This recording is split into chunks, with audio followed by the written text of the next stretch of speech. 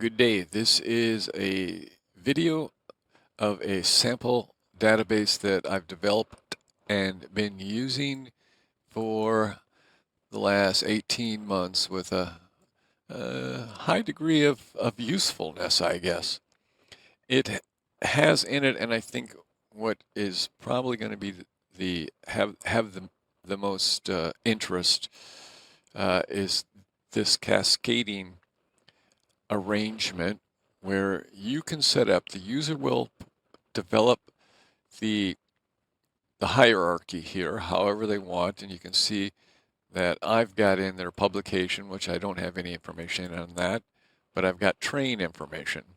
These are cars, and I have in this database 495 cars, and I've got them in various groups, so that's why the item count is about double, because some cars I maybe have in 3 different groups and that type of thing. And you can see that here in terms of I want to look at rolling stock, I want to look at freight, I want to look at gondolas, I want to look at operating gondolas, and I want to look at the single bin, which is the 3469 type or 59 type, and here they are. So I've got 16 of those, and that's what's telling me, quantity wise.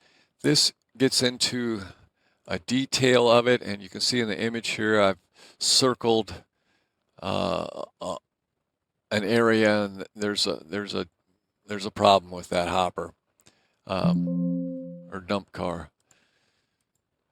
So here it gets into just clicking on them, and you can take a look at them, and that's how that works. Now, the way it works in the editing, and these are categories that the users, like let's say you wanted to change that up, and then we would just go up here, and actually we'd have to refresh that.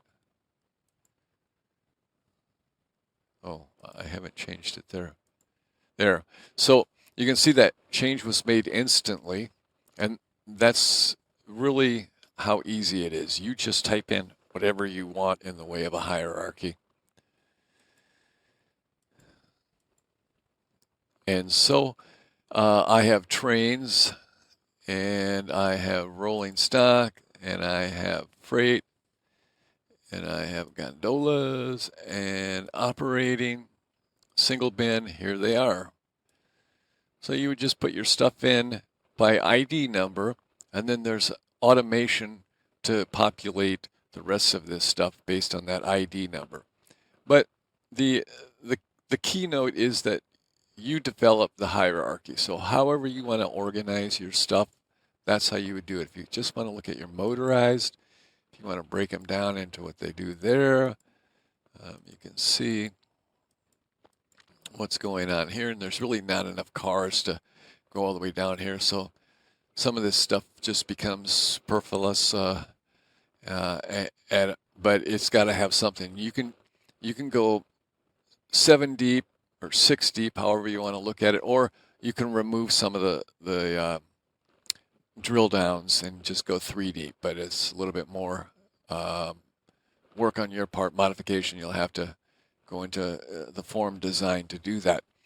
So that's the cascade. That's how it works. The main form, a quickie on it, is this right here. It's got the acquisition, the car, and then again the cascades. And you can see here, this car is in 3 groups. So it's in a road code group, and you can drill down there and see what that is. It's in a set of, it's also part of this set right here, that when I run a particular train and I want to build it, I could refer to this set and build it based off this set. And then it's also part of the rolling stock. So it's right here, and then its sister car is right here in that group. So that is the cascading part of this.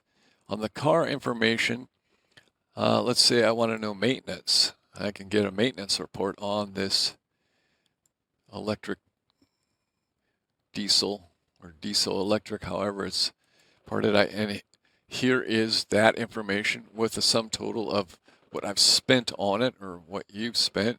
It's also got a list for the parts that I'm hoping to pick up in the work order. Also a little graphical diagram of once I get the part where it goes. Keeps track of that information. It also keeps a running history in the maintenance. You can see, right, I wonder if this got any running history. Nothing in there. Okay, so this has got a big running history when the pantographs went on. And I could go back to that if I had any questions about how that went. So that's the maintenance part of it. You can do car detail, bring that up. And then first and foremost, the acquisition, the business part of your car. It tries to keep track of as much as it can on that. And this is information like when you bought the car, all the information that you want to retain about that acquisition, and including that it was bought in a lot. So I can actually use a filter on that and say, I want to see everything with lot number 1. Well, there were 11 items with that. You can see kind of how they all came together. That's the last one, and it's not part of the lot. But anyways, that's acquisition. It tries to keep track of what you plan on doing for resale, how much you estimate you could get for it. It keeps track of whether it had a box or not, the condition of the box. And then this part here, this set of, is not really, it was the precursor to the Cascade. I still use it, but marginally, and I would see it probably being removed from this form eventually because I just don't need it anymore. But I could do further filtering and just break it down to that set. So there are 5 cars in that set. And you'll see also, I think, when you go to set, that that's the set as well. So number of ways to get your sets. And then you can remove the filter, or remove that filter, remove that filter. Now we're back to all 495. So that's the short of it. If you're interested in this database, I want to get it in your hands for nothing. It's free. I'm hoping that I can figure out on the a means to contact and a means to get this database to you, send it to you. I don't know if it's going to be through the forum.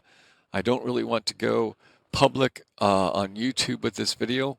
So depending on the response, I'll provide updates on the database and the means to get a hold of it. But if there's zero response, then I guess I'll save my breath. That's it.